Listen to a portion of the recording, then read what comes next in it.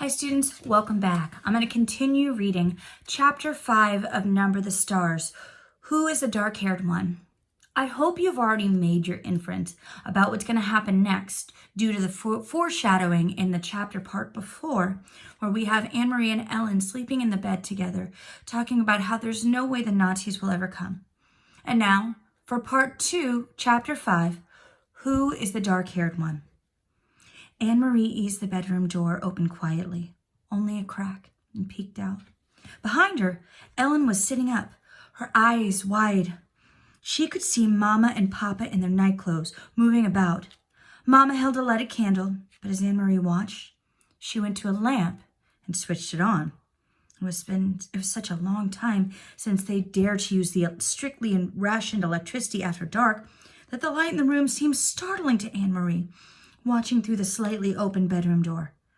She saw her mother look automatically to the blackout curtains, making certain that they were tightly drawn.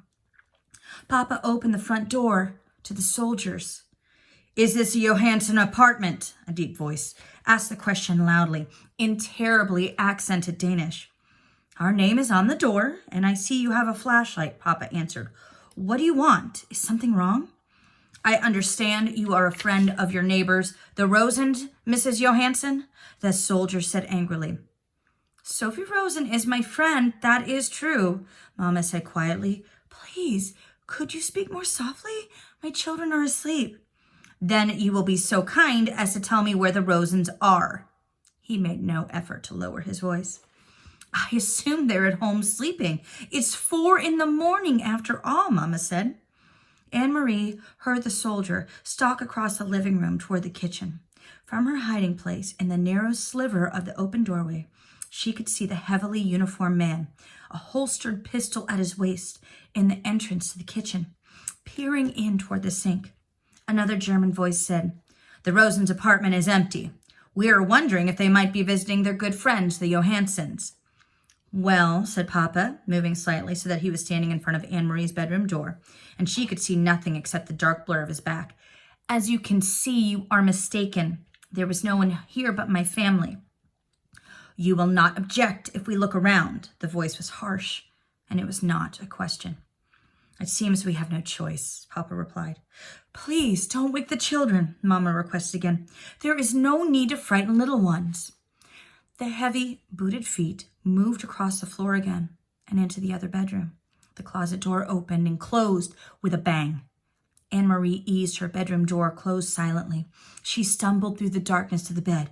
"Ellen," she whispered urgently, "take your necklace off." Ellen's hand flew to her neck. Desperately, she began trying to unhook the tiny clasp. Outside the bedroom door, the harsh voices and heavy footsteps continued. "I can't get it open," Ellen said frantically. "I never take it off. I can't even remember how to open it." Anne-Marie heard a voice just outside the door. "What is here?" "Shh," her mother replied. "My daughter's bedroom. They are sound asleep." "Hold still," Anne-Marie commanded. "This will hurt." She grabbed the little gold chain and yanked with all of her strength and broke it. As the door opened and light flooded into the bedroom, she crumpled it into her hands and closed her fingers tightly. Terrified, both girls looked up at the 3 Nazi officers who entered the room. One of the men aimed a flashlight around the bedroom. He went to the closet and looked inside. Then, with a sweep of his gloved hand, he pushed to the floor several coats and a bathrobe that hung from pegs on the wall.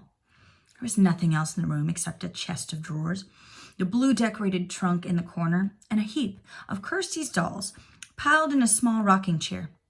The flashlight beam touched each thing in turn. Angrily, the officer turned toward the bed. "Get up," he ordered. "Come out here." Trembling, the 2 girls rose from bed and followed him, brushing past the 2 remaining officers in the doorway to the living room. Anne-Marie looked around. These 3 uniformed men were different from the ones on the street corners.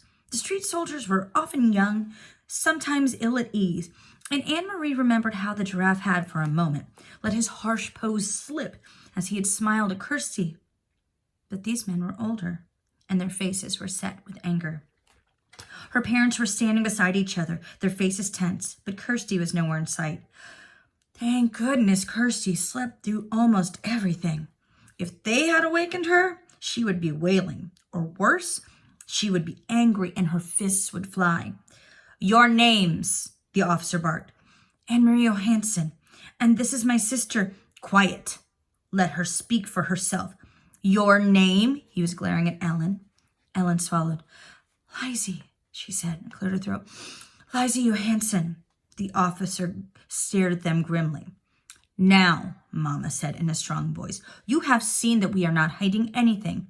May my children go back to bed? The officer ignored her. Suddenly, he grabbed a handful of Ellen's hair. Ellen winced. He laughed scornfully. You have a blonde child sleeping in the other room, and you have this blonde daughter.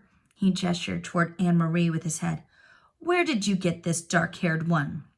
He twisted the lock of Ellen's hair. From a different father? From the milkman? Papa stepped forward. Don't speak to my wife in such a way. Let go of my daughter, or I will report you for such treatment. Or maybe you got her someplace else, the officer continued with a sneer. From the Rosens? For a moment, no one spoke.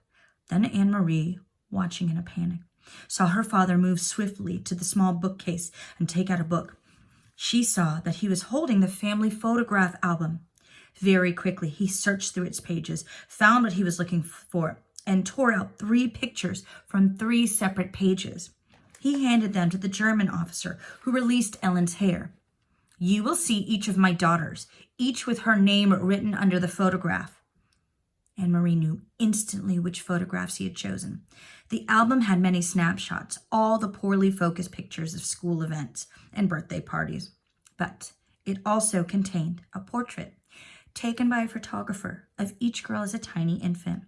Mama had written, in her delicate handwriting, the name of each baby daughter across the bottom of these photographs. She realized, too, with an icy feeling, why Papa had torn them from the book. At the bottom of each page, below the photograph itself, was written the date, and the real Lizzie Johansson had been born 21 years earlier. Kirsten Elizabeth, the officer read, looking at Kirsty's baby picture. He let the photograph fall to the floor. Anne-Marie, he read next, glanced at her, and dropped the second photograph. Lizzie Marguerite, he read finally, and stared at Ellen for a long, unwavering moment. In her mind, Anne-Marie pictured the photograph that he held, the baby, wide-eyed, propped against a pillow, her tiny hand holding a silver teething ring, her bare feet visible just below the hem of an embroidered dress, the wispy curls, dark. The officer tore the photograph in half and dropped the pieces to the floor. When he turned, the heels of his shiny boots grinding into the pictures, and left the apartment. Without a word, the other 2 officers followed. Papa stepped forward and closed the door behind him. Anne-Marie relaxed the clenched fingers of her right hand, which still clutched Ellen's necklace. She looked down and saw that she had imprinted the Star of David into her palm. Now, guys, it's a really important chapter in our book. Not only does it show us the cruelty of the Nazis and the life or death situations that people during World War II and the Holocaust found themselves in, but it also showed us a very important symbol that we see on the cover of the book. As you can see the Star of David right in the bottom corner.